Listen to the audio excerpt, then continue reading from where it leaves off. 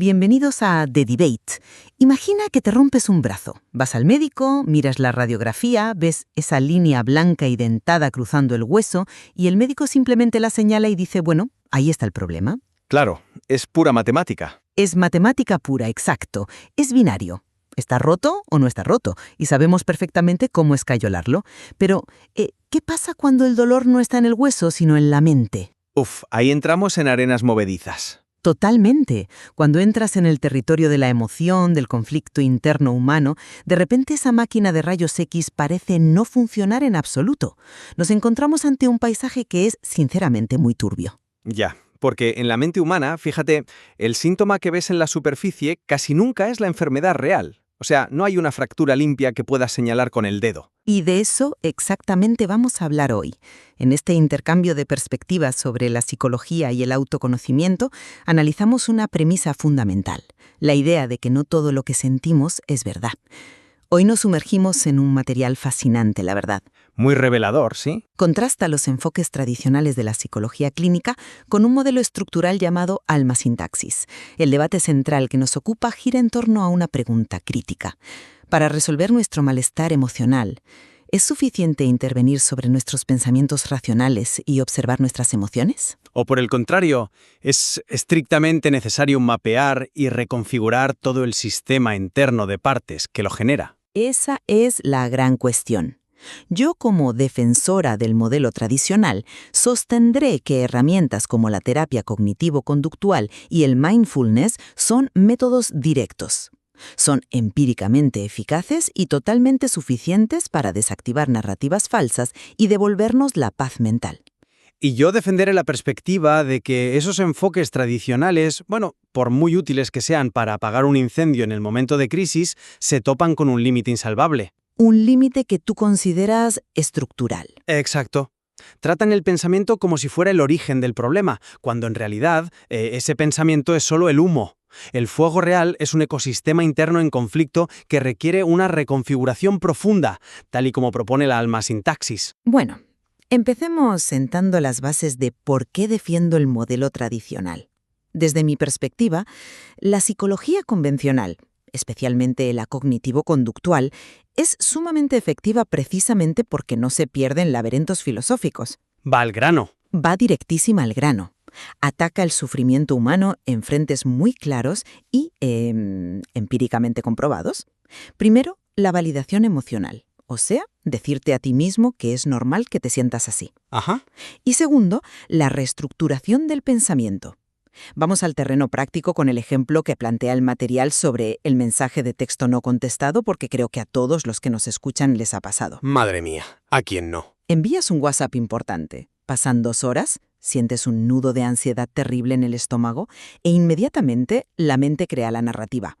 Pasa de mí, se ha enfadado o seguro que he hecho algo mal. Es una narrativa rapidísima, además. Rapidísima y muy destructiva. Pero aquí es donde brilla la terapia cognitiva. Nos enseña a atrapar ese pensamiento automático, llevarlo al banquillo de los acusados y aplicar el método socrático. Ya, cuestionar la evidencia. Claro. Te preguntas, a ver, ¿tengo pruebas empíricas reales de que esta persona pasa de mí? No. Es posible que simplemente esté en una reunión o sin batería. Al cuestionar racionalmente esta narrativa, le quitas el oxígeno a la ansiedad de golpe. Vale. El córtex prefrontal, que es la parte lógica y racional de nuestro cerebro, toma el control y desactiva la alarma de la amígdala. El individuo recupera el control de su experiencia de una forma directa y limpia. Y sobre todo reproducible, sin necesidad de sobrecomplicar la psique humana con un mapeo interminable. Vale. A ver, entiendo la elegancia de ese modelo. Y no niego que en un momento de crisis te pueda dar un respiro fundamental. Pero lo siento, simplemente no compro que esa sea la solución real. ¿Por qué no? Es ciencia probada. Déjame decirte por qué. Todo ese proceso de llevar el pensamiento al banquillo de los acusados asume que el pensamiento irracional es el motor del problema. Contrapongo que el pensamiento es una mera consecuencia, una justificación a posteriori. Una racionalización. Exactamente. Fíjate en la secuencia temporal exacta de lo que pasa en el cerebro y en el cuerpo cuando miras el móvil y no hay respuesta. En cuestión de milisegundos, mucho antes de que tu córtex prefrontal logre siquiera articular la frase de «pasa de mí», ya se ha activado un sistema profundo. El corazón ya late más rápido, ¿sí? Claro, la respuesta fisiológica siempre precede al pensamiento articulado. Y esa respuesta fisiológica, fíjate, no sale de la nada. Es un sistema cargado de memorias de apego, de patrones antiguos, de necesidades no resueltas. El cerebro siente ese pico brutal de cortisol y dice, ¡ostras! ¿Qué es este peligro? Ah, debe ser que esta persona me rechaza. Intentar cambiar ese pensamiento de forma racional mediante un juicio socrático cuando se ha disparado toda esa red de supervivencia es, a la larga, inútil. Espera, inútil me parece una palabra muy fuerte. A ver, inútil para curar el origen. Cambiarás la narrativa superficial de hoy. Te dirás, vale, está en una reunión, pero si no modificas el sistema subyacente que genera esa sensación de peligro de muerte ante un simple mensaje no contestado, el malestar volverá a aparecer irremediablemente mañana. Ya. Si no es con un mensaje, será con una mirada o con un correo del jefe. Espera, déjame frenarte ahí. Estás asumiendo que modificar el pensamiento es solo poner una tirita, pero permíteme darte otra perspectiva sobre cómo opera la mente. Ambos coincidimos, y el texto lo deja muy claro, en que la mente construye historias falsas sobre emociones reales. Totalmente de acuerdo. La emoción de ansiedad en el estómago es real, pero la historia de pasa de mí es una ficción absoluta. La cuestión entonces es por qué puerta debemos entrar para solucionar esto. Utilicemos el otro gran ejemplo del texto, el correo de trabajo. Muy buen ejemplo. Te llega un email de tu jefe con una nueva tarea. Antes de leerlo completo, te bloqueas. Sientes una parálisis total y piensas, no voy a poder con esto, me van a despedir. La terapia cognitiva funciona buscando evidencias de éxitos pasados. Ajá. Yo lo explico siempre con esta analogía. Imagina que tu mente es una habitación. De repente se queda a oscuras por una falsa creencia y en la oscuridad te imaginas que hay un monstruo acechando. Encender el interruptor de la evidencia racional ilumina el espacio inmediatamente. Ya veo por dónde vas. Claro, porque recuerdas tus éxitos pasados, ves tu currículum y la luz se enciende. Puedes ver que no hay ningún monstruo, solo una silla y una mesa. No hace falta llamar a un ingeniero para desmontar toda la instalación eléctrica del edificio y mapear cada cable solo para encender la luz. Vengo de un lugar muy distinto con esa analogía, fíjate. ¿Ah, sí? Sí, porque asume que el problema en el bloqueo laboral es simplemente una falta de luz, o sea, una especie de ceguera temporal por falta de información. Pero el material nos muestra un escenario mucho más complejo y, francamente, fascinante. A ver, explícate. Muchas veces, y seguro que nos ha pasado a nosotros y a quienes nos escuchan, el individuo ya sabe racionalmente que es capaz de hacer el trabajo. Fíjate en esto. La persona tiene la pared de su despacho llena de títulos. Cierto, currículums brillantes. Ha sacado adelante esa misma tarea 100 veces en los últimos 5 años. Tiene absolutamente todas las evidencias racionales a su favor. Es decir, siguiendo tu analogía, la luz ya está encendida a plena potencia. El córtex prefrontal está gritando que tú puedes hacer esto. Y aún así se bloquean. Exacto. La persona se sienta frente al ordenador y sigue sintiendo un bloqueo paralizante. No puede teclear. Es verdad, esa disonancia entre lo que sabes y lo que sientes puede ser abrumadora. Estoy segura de que muchos oyentes se identifican. Y esa disonancia es la clave de todo. Ese no puedo no es una falacia lógica que se cure con más razonamiento o encendiendo interruptores. Es tu sistema interno diciendo a gritos que algo necesita atención crítica. Como una sobrecarga. Exactamente. Quizá el sistema nervioso está tan saturado que está al borde del colapso.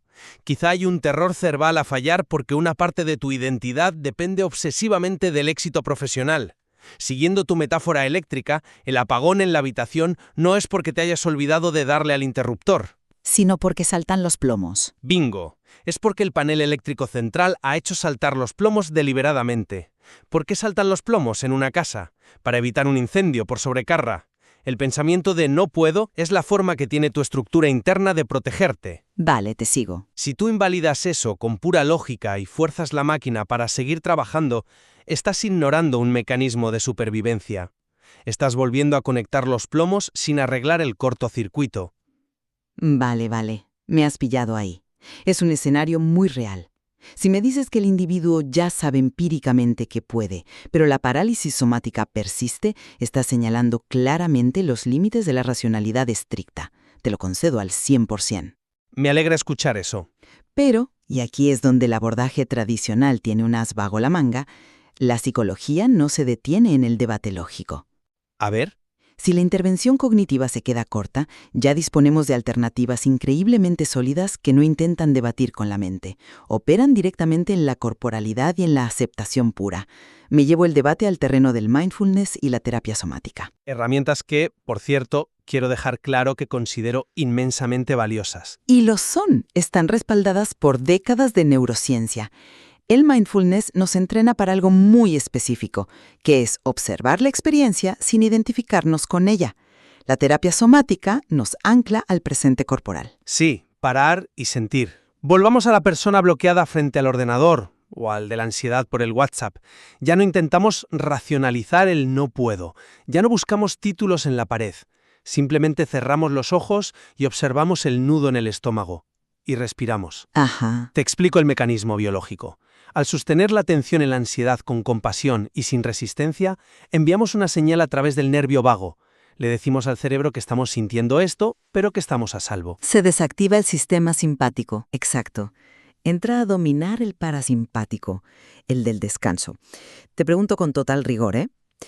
¿Acaso este proceso biológico de observación pura no es ya, de facto, una forma de desactivar y sanar el sistema que provoca la alarma? No requiere mapear nada, solo estar presente. A ver, es un argumento biológico muy convincente, y la activación del nervio vago es indudable.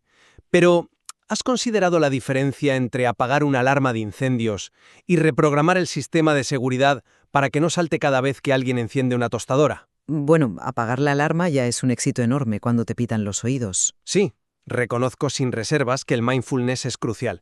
El texto mismo subraya cómo te ayuda a desidentificarte, a crear espacio.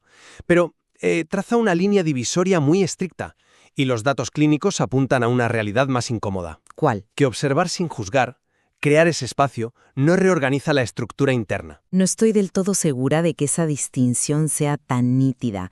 O sea, si al observar la estructura, ésta pierde su poder sobre ti, no la estás reconfigurando en la práctica. Si ya no reacciono, el circuito neuronal se debilita. Pierde su urgencia en ese instante, te doy la razón en eso. El circuito de pánico agudo se debilita. Pero su configuración, los actores que están peleando en tu interior, permanecen intactos esperando la próxima oportunidad. Como si estuvieran agazapados. Exacto. Piensa en la ansiedad como si fuera una niebla muy espesa. La observación plena te permite sentarte pacíficamente en medio de la niebla sin asustarte, te da paz. Pero no disipa la niebla ni te explica cuáles son las corrientes de aire que están chocando para formarla. Ya veo la distinción. Y ahí es donde entra la necesidad del mapeo del alma-sintaxis. El mindfulness te permite sentir la ansiedad por el mensaje, pero si das el paso estructural y mapeas tu sistema, descubres el mecanismo exacto. Te das cuenta, por ejemplo, de que tienes una parte tuya que está aterrorizada por el rechazo. Por una memoria antigua, supongo. Sí, quizá acarrea una memoria antigua de abandono, pero simultáneamente, y esto es lo vital, tienes otra parte que necesita seguridad constante. Y quizá una tercera parte, la controladora, que intenta desesperadamente planificar cada respuesta de WhatsApp para no sentir vulnerabilidad. Entiendo el mapa. Si solo observas la sensación somótica, jamás negocias un tratado de paz entre estas tres partes. Entender cómo interactúan, qué teme cada una, es lo que permite que el sistema deje de entrar en cortocircuito constante. Vale, a ver, entiendo tu defensa de este mapeo de partes. Pero me vas a perdonar. Aquí hay algo que me choca muchísimo. Dispara. Me parece que estamos jugando con la semántica y complicando lo que significa realmente resolver un conflicto. Me presentas este mapeo del ecosistema interno, las famosas partes del alma sintax, como una gran innovación estructural que se diferencia tajantemente de la psicología establecida. ¿Por qué lo es? Pero si nos paramos a pensarlo, si el objetivo es mapear el origen del sufrimiento, buscar heridas antiguas y entender las facciones en conflicto, ¿no es esto exactamente lo que lleva haciendo el psicoanálisis desde hace más de 100 años? Bueno, hay diferencias clave. Pero Freud ya fragmentaba la psique en el yo, el ello y el superyo. Jung hablaba de arquetipos y sombras. Indagar en la historia personal para ver por qué tememos el abandono no es nada nuevo. Yo soy convencida de que categorizar tu conflicto actual diciendo «esta es mi parte que anticipa rechazo y esta es mi parte controladora» es simplemente otra forma narrativa, es un constructo lingüístico más para gestionar la emoción, no una reconfiguración neurobiológica insondable. Ostras, esa crítica es fenomenal, la verdad, y es la duda más común que surge. Es totalmente lícito ponerlo sobre la mesa. Pero la diferencia que marca el material de origen entre el psicoanálisis tradicional y un modelo estructural contemporáneo como la almasintaxis no es meramente semántica, es operativa. ¿En qué sentido? Mientras que el psicoanálisis tradicionalmente busca el origen, haciendo arqueología del pasado, ya sabes, pasas años escarbando en el trauma de la infancia. La relación con la madre, el complejo paterno. Exacto. A menudo te quedas atrapado ahí. Tienes una comprensión intelectual perfecta de tu pasado, pero el síntoma en el presente sigue intacto. La almasintaxis, por el contrario, opera más como un diagrama de ingeniería sobre cómo está interactuando el sistema ahora mismo. Ya, No busca tanto el de dónde viene histórico, sino el cómo funciona hoy. pero estarás de acuerdo en que la historia personal, ese pasado arqueológico, es lo que informa el diagrama de flujo actual. No puedes divorciar el trauma de la infancia de la respuesta de hoy frente al ordenador. No se separan, por supuesto. El trauma moldea las partes. Pero el foco de la intervención cambia radicalmente. En el psicoanálisis clásico puedes salir de la consulta entendiendo a la perfección por qué la dinámica de tus padres generó esa herida. Sí, Y seguir sufriendo un ataque de ansiedad masivo cuando tu jefe te pide un informe. El objetivo de la almasintaxis no es la mera gestión del malestar comprendiendo su génesis histórica, sino detener la pérdida de energía actual. o sea, resolver la contradicción en tiempo real. Eso es, observar la contradicción interna activa en el presente. Por ejemplo, te das cuenta de que la parte que se siente vulnerable al fracaso y la parte perfeccionista están bloqueándose mutuamente, están agotando el ancho de banda de tu sistema nervioso. Claro, tiran en direcciones opuestas. Con la misma fuerza, además. Cuando revelas esa mecánica oculta, no estás contándote un cuento reconfortante, estás interviniendo en la estructura. Al reconocer la intención protectora del perfeccionista y validar el miedo del vulnerable, ambas partes dejan de luchar, la tensión desaparece. Entiendo. Te concedo que la orientación hacia el presente, funcional y no solo hacia el pasado narrativo, es absolutamente vital. De hecho, es precisamente por esa orientación a la funcionalidad presente que yo defiendo a capa y espada la terapia cognitivo-conductual. Ya, la inmediatez. ¡Claro! No perdemos el tiempo en la arqueología, atacamos el fuego que está quemando la casa hoy. Sin embargo, tengo que volver a mi preocupación sobre la practicidad y la sobrecomplicación de tu modelo. Piensa en el oyente que está escuchando esto. A ver, Cuando estás en medio de un ataque de pánico brutal por ese correo del trabajo, con el corazón a 1000, pedirle a alguien que se sienta identificar 3 o 4 partes en conflicto dentro de su ecosistema interno, mapear sus interacciones y mediar entre ellas, me parece exigir una gimnasia analítica imposible. en pleno ataque de pánico, claro. Es que el córtex prefrontal está completamente desconectado por la alarma de la amígdala. Es pedirle a alguien que resuelva un cubo de Rubik mientras se cae por un precipicio. Es que tienes toda la razón en eso. Vamos, te lo firmo ahora mismo. Nadie en su sano juicio sugiere hacer un mapeo estructural completo de la psique en medio de un ataque de pánico agudo. Eso sería negligente directamente. Menos mal que estamos de acuerdo en eso. Ahí, en el pico del abismo, es donde las herramientas tradicionales que tú defiendes brillan de manera absoluta. La respiración táctica, el anclaje somático, la validación, son el extintor de incendios perfecto. Exacto. El error es creer que porque el extintor apagó las llamas hoy, la casa ya es segura estructuralmente. Si la persona usa la reestructuración cognitiva solo para calmar la crisis del correo y se queda ahí, es fantástico a corto plazo. Pero insuficiente a largo, según tú. Claro, si no aprovecha el estado de calma posterior ya en frío para desentrañar por qué ese simple correo activó una amenaza de muerte simbólica en su sistema, estará condenada a usar el extintor todos los días de su vida laboral. Y vivir con el extintor en la mano es agotador. Es una forma muy gráfica de verlo, pero lo que tú llamas vivir con el extintor o estar condenado a usar herramientas, yo lo enmarco de otra manera. ¿Cómo lo ves tú? Como un simple mantenimiento de nuestra higiene mental. Igual que nos lavamos los dientes todos los días, sin considerarlo un fracaso de nuestra estructura dental, aplicar el pensamiento crítico y hacer ejercicios de atención plena a lo largo de nuestra vida es una práctica adaptativa normal. Higiene diaria. Sí, por pura evolución la mente es una máquina de generar anticipaciones catastróficas. Siempre va a producir pensamientos de peligro cuando haya incertidumbre, porque está diseñada para sobrevivir, no para ser feliz. Eso es innegable. Para mí, el triunfo terapéutico radica en que la gran mayoría de la población pueda decir rápidamente: «Ah, este pensamiento de me van a despedir es falso, es mi cerebro asustado, puedo frenarlo». La simplicidad y accesibilidad de este enfoque lo hace altamente escalable. No necesitas ser un ingeniero de la mente para salir del bucle. La higiene mental es fundamental, desde luego, pero el peligro de limitarnos a esa higiene superficial es que muchas veces la utilizamos como un silenciador para una alarma que sí está marcando un fuego real y profundo. Ya. Mencionas que la mente evolucionó para anticipar el peligro, y es una verdad incuestionable. Pero las partes internas de las que hablamos no operan por malicia, no son simples errores de software, operan por pura protección. Protegen el sistema. Esa parte tuya que te genera el bloqueo paralizante frente al teclado no está equivocada, lógicamente, está profundamente saturado. Está intentando proteger tu salud física de un infarto por estrés acumulado. Es una perspectiva muy compasiva. Y si tú aplicas tu higiene mental para convencerte de que el pensamiento es falso, te calmas a la fuerza y obligas a la máquina a sacar el trabajo adelante. Enhorabuena, has ganado la batalla cognitiva de hoy, pero estás perdiendo la guerra a nivel sistémico. Hasta el punto del colapso. Como burnout, ansiedad crónica o depresión somatizada. Por eso defiendo que la reconfiguración no es una sobrecomplicación elitista, es una necesidad absoluta para la sostenibilidad de tu salud a largo plazo. Creo que con ese último punto hemos tocado el hueso del debate y nos dibuja un panorama interesantísimo. A modo de síntesis de nuestra conversación, fija que yo sigo firme en que las terapias tradicionales ofrecen un arsenal empírico que no podemos menospreciar. Desde luego que no. Son la intervención de primera línea. Son el salvavidas empírico que permite a las personas frenar las narrativas destructivas en tiempo real.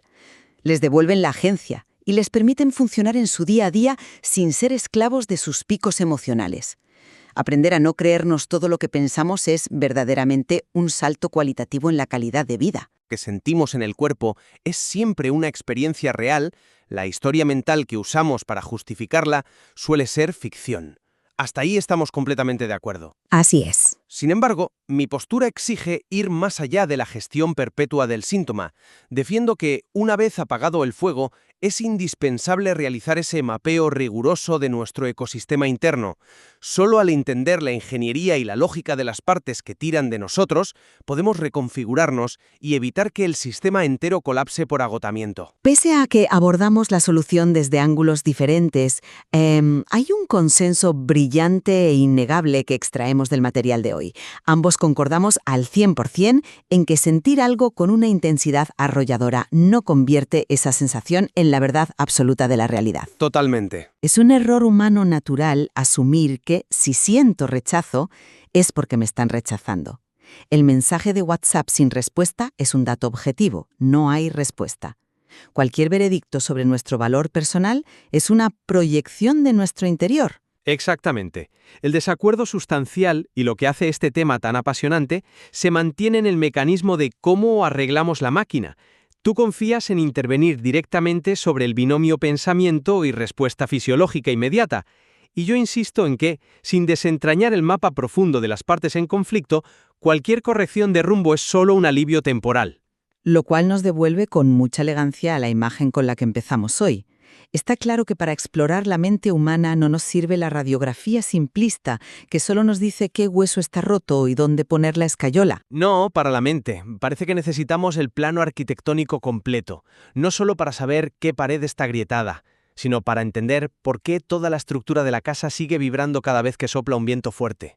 Una reflexión formidable. Y eso nos deja a todos, a nosotros y a quienes nos escuchan, con un reto profundamente práctico. La próxima vez que sintamos ese nudo en el estómago ante un correo o ante un silencio, en lugar de dejarnos llevar por la reacción automática, podemos dejar la puerta abierta Y hacernos la pregunta correcta. y preguntarnos qué se está activando realmente dentro de mí en este instante. Invitamos a todos a seguir profundizando en el material original para descubrir las implicaciones de aprender a leer su propio ecosistema, porque, al final del día, el mapa más complejo, misterioso e importante que jamás intentaremos descifrar es nuestro propio mundo interno. Gracias por acompañarnos.